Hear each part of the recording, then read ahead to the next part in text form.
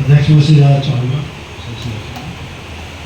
लगभग 40 साल पुरानी बात है।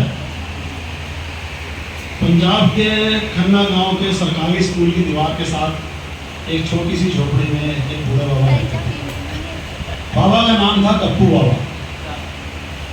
गप्पू बाबा की खासियत ये थी कि वो जो भी कहते हैं वो एकदम गप लगती। बच्चे उनकी कहानियाँ सुनते थे। उनमें एक बच्चा गोल्डी भी था जिसकी उम्र लगभग 10 साल थी। वो बाबा की कहानियाँ बहुत शौक से सुनता था। एक दिन छुट्टी वाले दिन वो बाबा के पास अकेला गया और पूछा, बाबा आपने जीवन में सबसे अजीब अनुभव क्या किया है?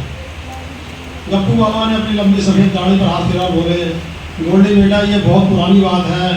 एक बार मैं हिमालय की यात्रा पर गया था। वहाँ एक ऊंची चोटी पर मुझे एक अदृश्य दरवाज़ा मिला। उस दरवाजे को खोलते ही मैं एक ऐसी दुनिया में पहुँच गया जहाँ सब कुछ उल्टा था। गोल्डी ने उत्सुकता से पूछा, उल्टा कैसे बाबा? बाबा ने मुस्कुराकर कहा, वहाँ लोग आसमान में उड़ते थे और पंछी जमीन पर चलते थे। पेड़ों पर फल नहीं, फूलों की जगह बड़े बड़े चांदी सोने के सिक्के लगते थे। और सबसे अजीब बात यह थी कि वहाँ के लोग बात करते समय गाने गाते थे और गाने गाते समय बातें करते थे। गोल्डी की आंखें विस्मय से फैल गई। फिर क्या हुआ बाबा? गप्पू बाबा ने आगे बताया, वहाँ मैंने एक नीले रंग का हाथी देखा जो हवा में तैरता था और मुझसे दोस्ती करने के लिए मेरे पास आया। हम दोनों ने मिलकर उस दुनिया की सैर की।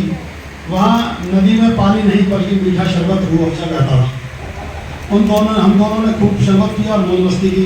गोल्डी को ये सब सुनकर बहुत मजा आया, लेकिन उसे यकीन नहीं हुआ। उसने कहा, बाबा ये सब सच है या कोरी गप? बाबा ने हंसते हुए कहा, बेटा कहानी का मजा तो गप नहीं है। अगर ये सच होती तो क्या इसमें इतना मजा आता? नहीं ना। गप्पू बाबा ने अपनी आंखें मटकाते हुए बोला, बेटा असली कहानी का मजा तो आगे की कहानी में है। सुनोगे तो जानोगे। गोल्डी ने और भी ज़्यादा उत्सव हो गया।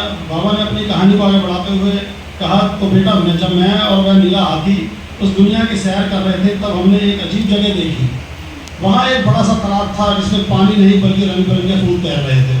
हम दोनों ने सोचा क्यों ना इस तालाब में तैर कर देखा जाए। जैसे ही हम तालाब में कूदे तो हमें पता चला यह कोई साधारण तालाब नहीं है। गोल्डी ने अपने सांसें थामी और पूछा, फिर क्या हुआ बाबा? गप्पू बाबा ने अपनी आवाज़ में रहस्य भरते हुए कहा, वह तालाब हमें एक जादुई महल में ले गया। उस महल में चारों ओर चमचमाती रोशनी थी और दीवारों पर अजीबोगरीब चित्र बने हुए थे। वहाँ हमें एक बूढ़ा जादूगर मिला जो असल में नीले हाथी का मालिक था। जादूगर ने हमें देखते ही हंसते हुए कहा, तुम लोग मेरे जादुई तालाब में कैसे आ गए? हमने उसे सारी कहानी सुनाई। जादूगर ने मुस्कुराते कहा, अगर तुम इस महल में रहना चाहते हो तो तुम्हें 3 चुनौतियाँ पूरी करनी होंगी। हमने हिम्मत जुटाई और चुनौतियों के लिए तैयार हो गए।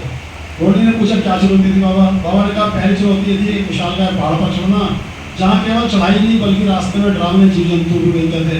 हमने हिम्मत दिखाकर उन जीव जंतु से बचते हुए पहाड़ की चोटी तक पहुँच गए। वहाँ हमें एक सोने की चाबी मिली जो दूसरी चुनौती का संकेत था। दूसरी चुनौती थी गुफा में छिपे हुए रत्नों को ढूंढना, लेकिन गुफा में अंधेरा था और केवल कुछ खुले रत्नों की चमक ही हमारी राह दिखाती थी। हमने बेशकीमती हीरे जवाहरात ढूंढ निकाले और उन हीरे जवाहरात की चमक दमक से की रोशनी से गुफा का रास्ता साफ हो गया। अब अंतिम चुनौती आई, एक विशालकाय अजगर का मुकाबला करना था जो महल की रक्षा करता था। हम दोनों ने मिलकर बुद्धि और साहस से उस अजगर को हराया और उसकी बंधी हुई धुन से एक जादुई तलवार प्राप्त की।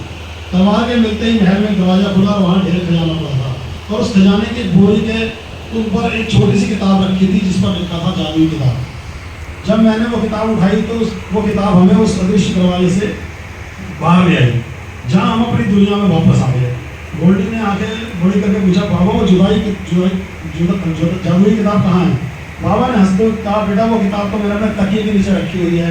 जब भी मन करता है मैं उसे पढ़कर फिर से उसी जादुई दुनिया में चला जाता हूँ। गोल्डी को समझ में आ गया कि गप्पू बाबा की कहानियाँ केवल मनोरंजन के लिए होती हैं। लेकिन उस दिन के बाद गोल्डी भी बाबा की तरह बहुत सी कहानियाँ गढ़ने लगा और गाँव के बच्चों को सुनाने लगा।